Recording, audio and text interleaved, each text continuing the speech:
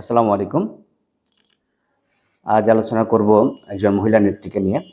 তিনি এনসিপির শাপলা প্রতীকের ঝালকাঠি ১ আসন থেকে নির্বাচন করছেন। ডাক্তার মাহমুদা মিতু। উনি জোট প্রার্থী হয়েছেন এবং তার মনোনয়ন বৈধ হয়েছে। ওখানে আসলে আরেকজন প্রার্থী আছেন জামাতের ফয়জুল হক, ডক্টর ফয়জুল হক। উনি মালয়েশিয়ান প্রবাসী ছিলেন এবং খুব ভালো একজন অ্যাক্টিভিটিস ছিলেন, অনলাইন অ্যাক্টিভিটিস।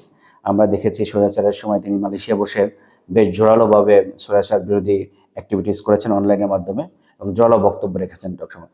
উনি মূলত বিএনপি পন্থী ছিলেন, যে কারণেই হোক বিএনপি থেকে তিনি পদত্যাগ করে জামাতে যোগ দিয়েছিলেন এবং ঝালকাঠি ১ আসনের কিন্তু ওনারই নির্বাচন করার কথা ছিল দাঁড়িপাল্লা প্রতীকে, এবং তিনি প্রচণ্ড পরিমাণ কাজ করেছেন এবং ঝালকাঠি ১ আসন কিন্তু খুবই গুরুত্বপূর্ণ একটি আসন ছিল জামায়াতের জন্য। বিশেষ করে ডক্টর ফজল হক সেখানে তৃণমূলে কাজ করেছেন প্রচুর, এবং এই সাজানো আসনটি কিন্তু জামায়াত ছেড়ে দিয়েছেন এনসিপির জন্য সমঝোতা করে।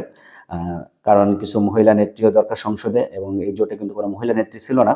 এখন ৩ জন মহিলা নেত্রী এসেছেন, এর মধ্যে অন্যতম ডাক্তার মাহমুদা মিতু। আশা করি তিনি জিতে আসবেন। তিনি মূলত ঢাকায় বসবাস করেন কিন্তু ঝালকাঠির সন্তান।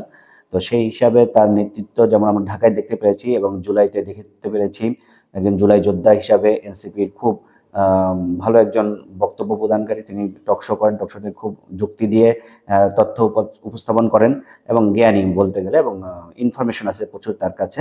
তো আশা করি এই ধরনের নেত্রী জিতে আসবেন। এই ডাক্তার মাহমুদা মিতু যদি সংসদে আসেন, সংসদের উন্নয়ন হবে বই। আজ আলোচনা করব একজন মহিলা নেত্রীকে নিয়ে। তিনি এনসিপির শাপলা প্রতীকের ঝালকাঠি ১ আসন থেকে নির্বাচন করছেন। ডাক্তার মাহমুদা মিতু।